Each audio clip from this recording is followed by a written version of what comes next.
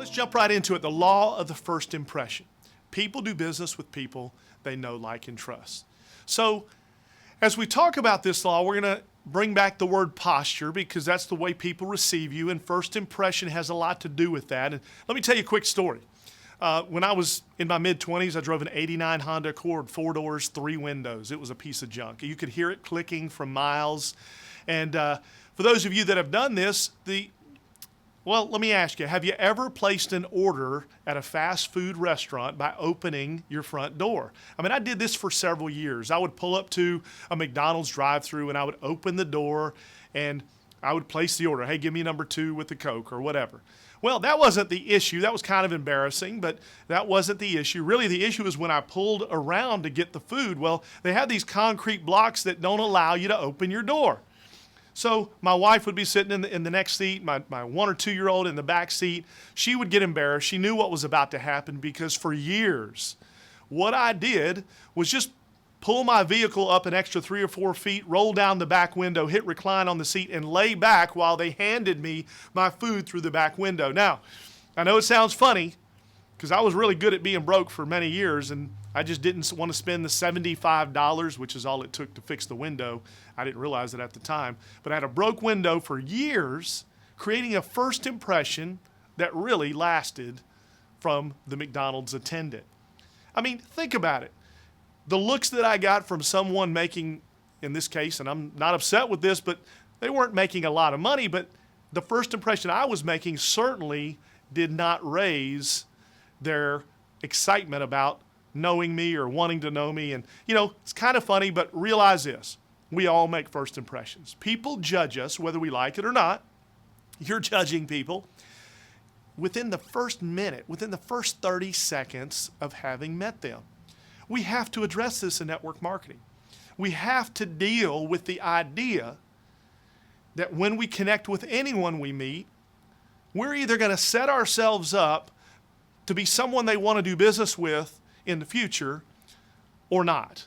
And in my 20s, and now that I've coached people in their 30s, 40s, 50s, and 60s, I see a constant violation of the law of the first impression. So we got to think about this first impression with whatever system that you're working. I talk about posture. There's good and bad posture. Let's talk about bad posture, how people are receiving us. That's when we come across as if we need people. It's when we come across like we're begging people, like we need them to be in our business. We're trying to get them into something. And I'm going to discuss that. So we could say that good posture is posture where people end up knowing, liking, and trusting us. We could say that bad posture is when we come across in such a way that people don't know, like, and trust us. It's as simple as that.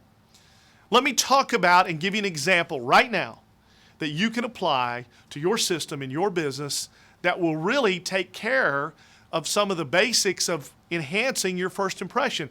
I talk about this as first impression killers. We want to stay away from them. Let me give you a couple examples of it, and you may not be thinking about this as you're building your business. First impression killers could be things like this. Business opportunity. Using the words business opportunity when you're speaking to someone. Many people in our industry, they have a list of individuals that they can connect with, people that know them, and they call them up and they say, hey John, this is Ryan. I'm excited about something. I've got a business opportunity that I want to share with you. When do you have a few minutes?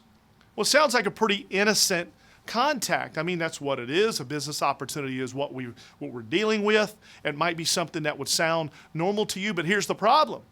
John's been approached over the last 10 years by 17 different business opportunities.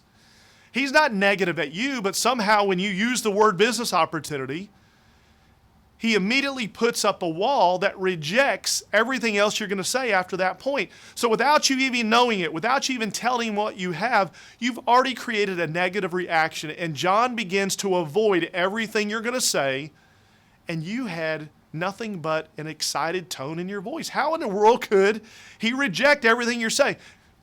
It's not really your fault or his fault. He's been conditioned to reject anyone trying to sell him anything. So how do we deal with this? Our first impressions have to address this. We have to avoid phrases that cause psychological triggers and that cause people to react improperly so that we can ever get to them open-mindedly taking a look at our information. We want to avoid things like meeting. Hey, John, listen, we're having a meeting at my house tonight. He doesn't know why he's rejecting that other than he's assuming you're trying to get him involved in something. That's another one I want to talk about. The words got involved. I know early on in my career, I would call my friends, I would call John and say, hey, John, hey, listen, man, I just got involved in something. I got to share it with you. Well, here's what I didn't understand. By me saying words like got involved, I'm implying that I'm trying to get him involved.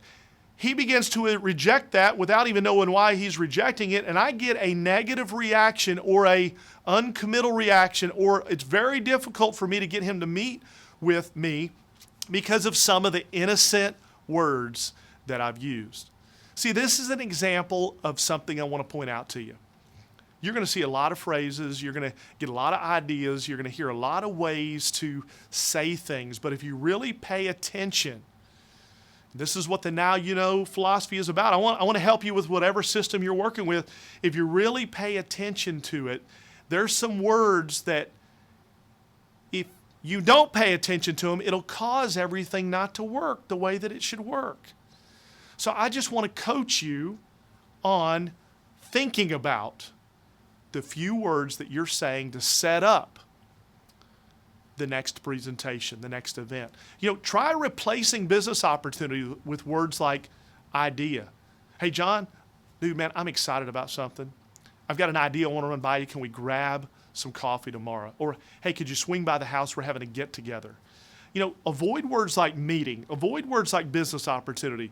Things like idea. If you'll do this and you connect naturally, it's got to sound like you're not reading it. Really, your goal of the first impression with the people that you know well is just to get them to get with you so that you can share something you're excited about.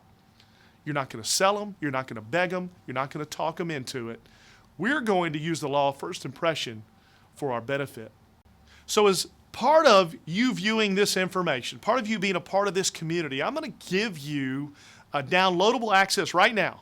You'll see exactly what I mean by avoiding first impression killers and how to use just simple words that cause a better feeling, and it'll make it way easier for you to get with people that are on your list and people that you're going to meet between now and setting yourself financially free.